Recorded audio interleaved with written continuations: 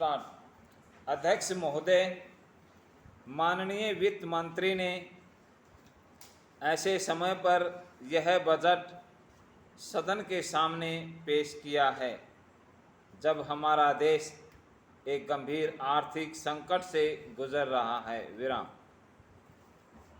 इस बजट को पेश करने के बाद हमारे सामने बहुत से प्रश्न खड़े होते हैं। विराम। यह हमारा पिछड़ा हुआ देश है। विराम। हमारे देश की करोड़ों गरीब जनता और हमारा देश आज अपने जीवन और मौत के सवाल से लड़ रहा है। विराम। क्या यह देश इस प्रकार के बजट से उस संकट से निकल सकता है जिस संकट का मुकाबला आज वह कर रहा है? प्रश्नवाचक चिन्ह। आज यह प्रश्न नहीं है कि हम अपने देश के सामने घाटे का बजट पेश करते हैं या मुनाफे का बजट पेश करते हैं या ठीक बजट पेश करते हैं। विराम। अब प्रश्न यह है कि हमारे देश के सामने जो समस्याएं हैं उनका समाधान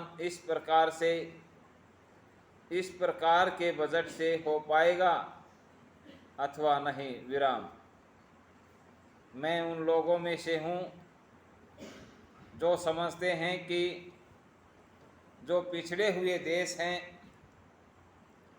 जो गरीब मुल्क हैं, अगर उनका विकास होना है तो उनके उन्नति के लिए, उनके विकास के लिए सारे देश को, सारी जनता को कर का बोझ सहन करना पड़ेगा। अगर देश का भविष्य बनाना है तो देश की गरीब जनता को भी अपने कंधों पर मुसीबत का भार उठाना पड़ेगा। विराम। लेकिन हमारा देश जिस प्रकार आर्थिक विकास की मंजिल पर पहुंच चुका है उसमें मैं समझता हूं कि हमारे वित्त मंत्री ने इस बात की घोषणा की है। विराम। आज जो हमारा संकट पैदा हो गया है, हमारी कीमतें जिस प्रकार से बढ़ रही हैं, जिस प्रकार से खाद्य संगठन आ गया है, उन्हें उसका एहसास है। विराम। देश की गरीब जनता के कंधों पर हम करों का बोझ ज़्यादा न ला दें। विराम।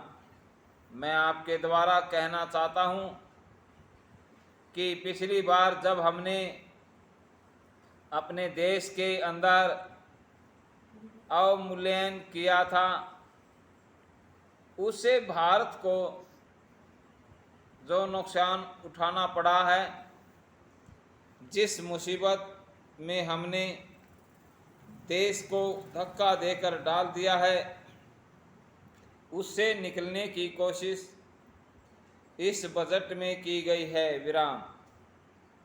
उन्होंने अपने देश के लिए एक बहुत ही ठीक बजट पेश करने की घोषणा की है।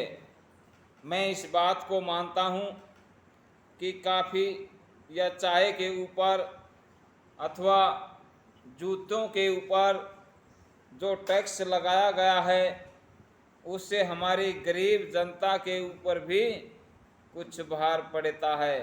विराम। लेकिन कोई और चारा हो सकता नहीं है। विराम। समाप्त।